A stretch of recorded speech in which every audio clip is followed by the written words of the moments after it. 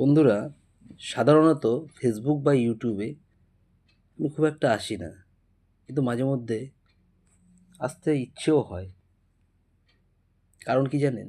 কারণটা হচ্ছে মাঝে মধ্যে ফেসবুকে বা ইউটিউবে এমন এমন কিছু কন্টেন্ট দেখি না, যেটা দেখার পরে মনে হয় না যে চুপ করে বসে থাকি। কখনো দেখছি কেউ ল্যাংটা হয়ে নাচছে, কখনো দেখছি কেউ ল্যাংটা হয়ে ফৌজিদের নামে যাতা বলে যাচ্ছে। ঠিক আছে, এগুলো কিছুই না কিন্তু আদৌ।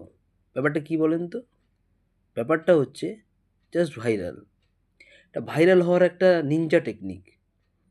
ঠিক আছে, আজ এই ফিট বিশ্বজিৎ নামে যে ছেলেটা ফৌজিদেরকে নিয়ে নানান ধরনের মন্তব্য করেছে। ও কেন করেছে?